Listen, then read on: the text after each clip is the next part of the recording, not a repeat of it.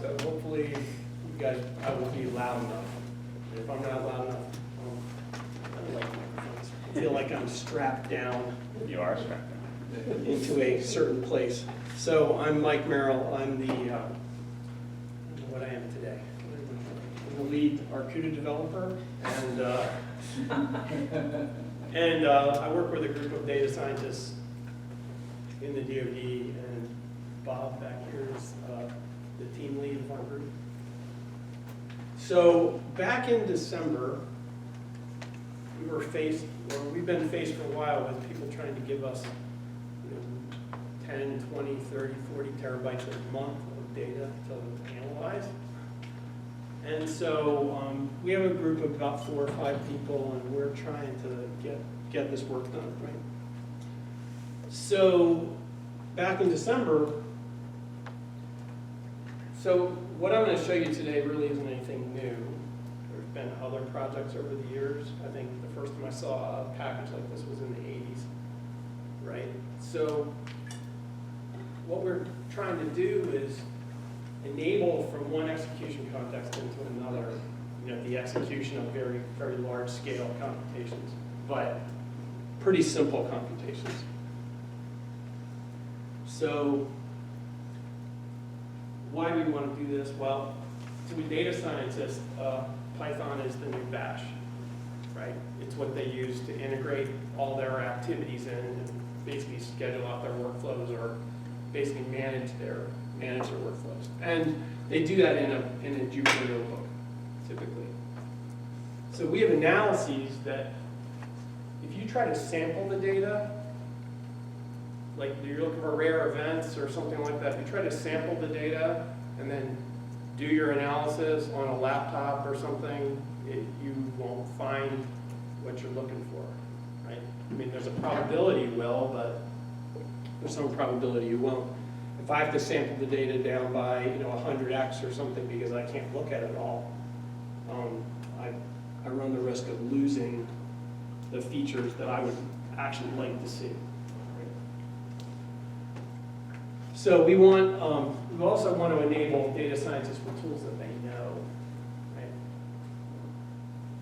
When I first wrote this talk, I used the word hijack here, but since I work for the DoD, I decided that the word hijack wasn't really appropriate. So, and it had to go through pre-publication review, and the public relations people didn't like the word hijack either. So we're using the word co-op today. Anyway, hijack your vocabulary. Yeah, it's fun, right? I mean, the fact that we can do this has actually been pretty fun for me. So, what do we want to do? Well, Jupyter and Python, basically, they give you this little plane down here. You get to putt around and carry one person along with you. You don't get to cruise over a lot of ground, Well, what do we want to do? We don't need everyone to be an F-22 pilot, but we need a few of them, right? We need people to be able to cruise through a lot of data and do a large-scale analysis very quickly. So I threw this in here because I wanted to make sure that everybody was sort of level set on what I think data science is, right? Sort of at a really high level. You get some pile of data, you're trying to characterize it. Usually it has no physics associated with it, right? It's man-made, it came from the internet, right? Maybe this is cyber defense data or something like that, right? You're gonna develop some hypotheses about the data, you're gonna try to test them. You're gonna be looking for like some latent variable. You're going to maybe apply some graph algorithms. This is sort of like, how can I model this data? What kind of questions can I actually answer with this data? Right? You start out with everything being unknown. You have to build up some intuition from somewhere. And what we try to do is stay in memory because we want to stay at interactive speed. So I need to be inside the thought loop of an animal, right? And we want to use all the packages. This comes back to the Python is the new Bash. Okay, so what are the goals? The goals are, and we chose this originally because there's a lot, I think I might have got my slides a little bit out of order here. So we're going to do distributed arrays with parallel primitives. This is not a new thing. We're going to keep our familiar interface. We're going to keep the NumPy interface, or we're going to keep the pandas interface. Our original goal was to sort of co-opt the whole interface, but you'll see later that that's not exactly what we're doing. There's so much functionality out there, we want to incrementally sort of build up the functionality we need, because we have very targeted analyses that we're doing. And we want a point for smoother integration of more mature HPC code, like solvers, graph algorithms, graph libraries, other things like that. So why we did a analysis of like 2,000 Jupyter notebooks, and over 80% of them include NumPy. Import NumPy as like one of the first two imports, right? So we said, well, I guess we're going to do NumPy first, right? And that was actually pretty fortuitous. And all these Python data science packages all sit on top of NumPy. Pandas sits on top of NumPy. All these packages sit on top of it. And NumPy just wraps C and Fortran for the heavy lifting, because Python's not really performant. So you've got to, wrap it. You've got to wrap something else up and present it. And we need a similar integration point for HPC code, which is the reason why we started developing Arkouda. Arkouda's only been in existence since 3 days before Christmas. Right. So it's only this is 6 months old. It's still a prototype. We do have 5 or 6 people using it on a daily basis to do their work. And we're tuning it. It's sort of like building a plane while you're flying it, right? Anyway, other efforts. Brad spawned this slide. Other efforts like Dask. I don't know if you know what Dask is. Approach this from the purely, I'm going to parallelize the Python interpreter side. Like, I'm going to run IPython on every node in a cluster, and I'm going to have them communicate through NumPy. And we decided to go at the problem from the completely opposite end, which is, let's build maybe not as performant as we can make it, but a performant enough so that we can maintain sort of interactive speed, right? So that the analyst doesn't get bored waiting for the Jupyter notebook cell to execute, right? So we decided to approach it from the HPC side, and nobody that we knew was doing this. So if anybody knows of any other projects or anything like that, I would love to know about it, because I've searched the internet a few times for this. And we're really trying to get down to this, preserving as much interactive speed as we can, so that our analysts or data scientists are running down an analysis or developing an algorithm, and they can sort of keep their thoughts going instead of having to wait for a half an hour for something to execute. So what are we doing? I'll go one more time. We're presenting the user with a familiar interface. And we're allowing for these different execution models to exist, right? We have a single-threaded model in Python and in the Jupyter sort of end of the pool. And we wanted to be able to take advantage of a vast amount of compute power, right? We built a really big engine for that jet, right? So, and we want some of our users to be able to work in this without understanding all the details of the HPC. Right? So currently, it's a very targeted definition. We have weekly meetings. We only add features that people really want, and we add features every week. And we've been doing that for the last 6 months.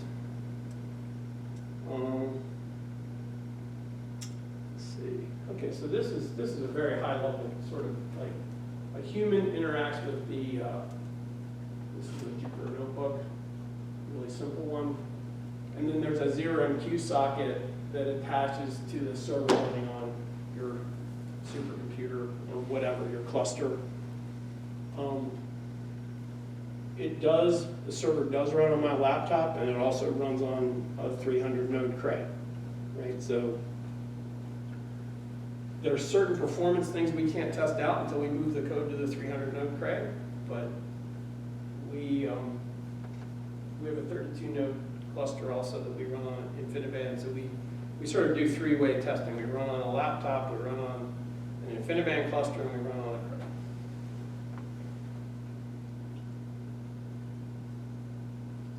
So why did we choose Chapel? We have about 8,500 lines of Chapel now. I believe if we would have done that in anything but Chapel, we would probably have 60, 70, 80,000 lines of code. I don't think two people could have done it in 6 months, right, if we didn't use Chapel. Now, we are accepting all the performance problems for certain kinds of code. We're accepting all of those things, and the Chapel team has been good to optimize certain things along the way. In particular, we got, let's see, what was it? Block distributed arrays, scans for block distributed arrays. We got the performance enhancement into 1.19, like right down to the wire, but it's in there. But it has to be a block dist array. Our users felt like we actually a couple of years ago tried to take a group of data scientists, and for a week we took Python programmers and taught them Chapel. And most of them got it, right? They didn't like the compile step, right?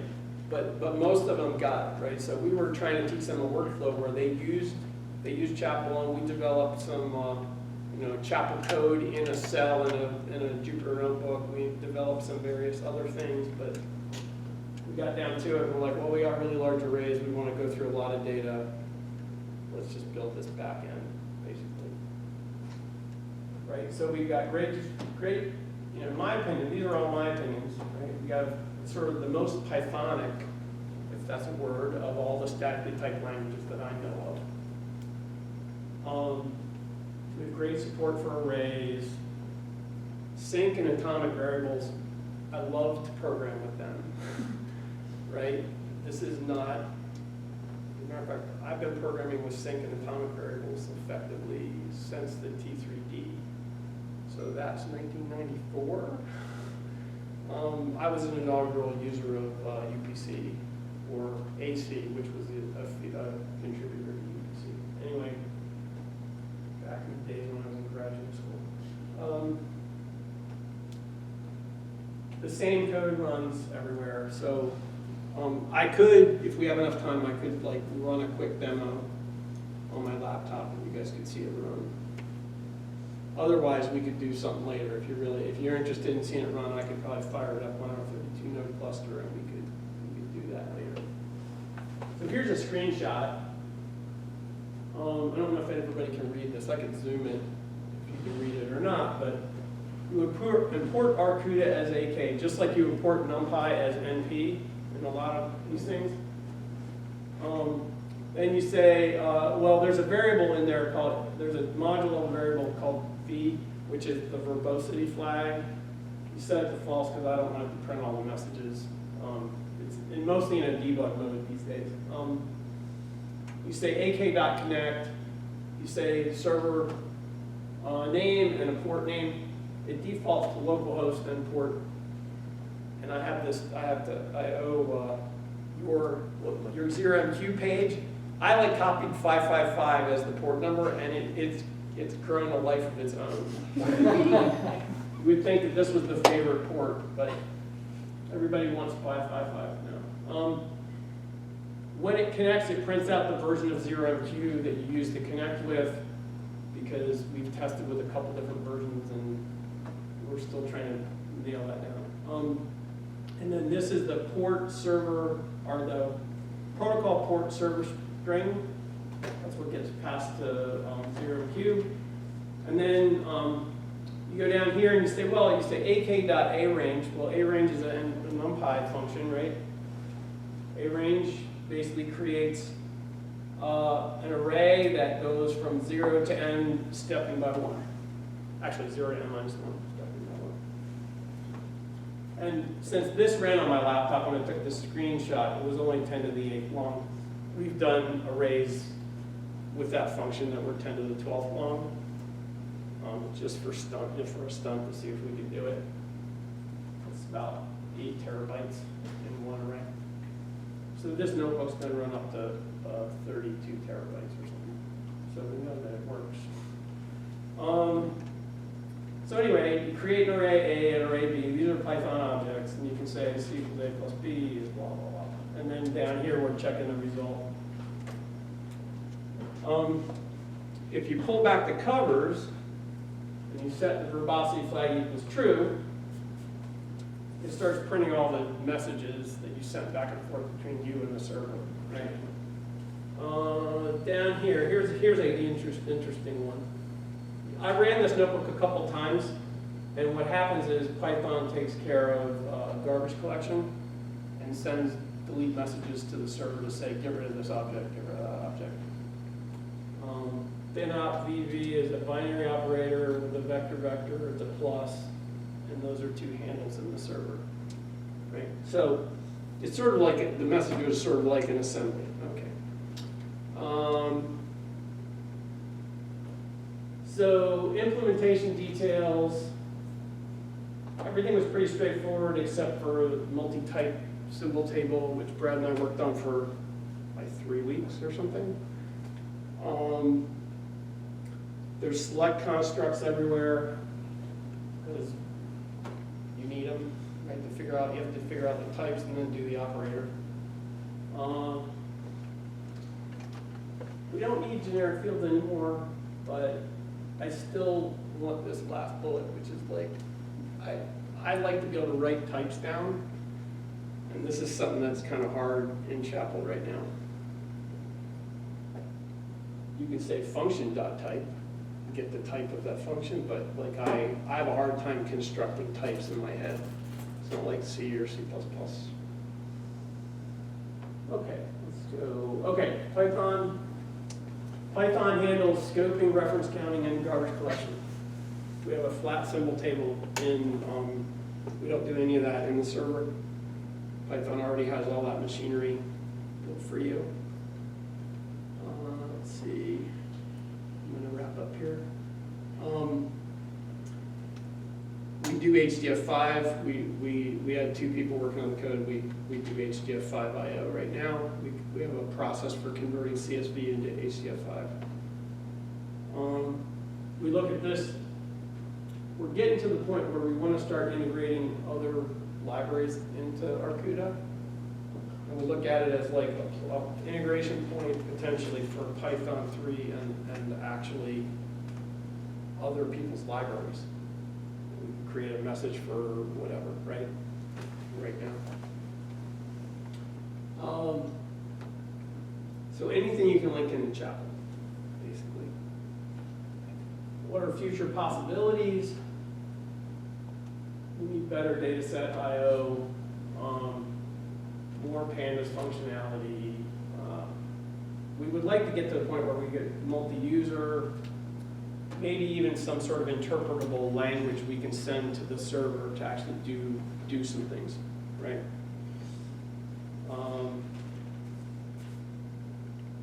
I'm not sure it'll be Python ASTs. Matter of fact, I think it won't be. But okay, so we're in the process of getting open source, and we're just waiting on our Office of General Counsel for basically which license we have to use, right? So we want to enable our data scientists to do larger computations, obviously. We want to look at as much data as we can, right? Mostly because a lot of these areas that we're looking into, and we can't, no one's ever looked at this amount of data before. So, we're sort of on a daily basis, we're looking at more and more of this. Most of it's cyber defense. But, let's see. It wasn't that hard. It was, a couple, 6 months of work. And, this whole zero MQ thing is actually, I think, going to be an interesting pattern for connecting large-scale programs and we sort of use Python as our orchestration sort of language, right? Our scripting language. Anyway. Let's think, Mike.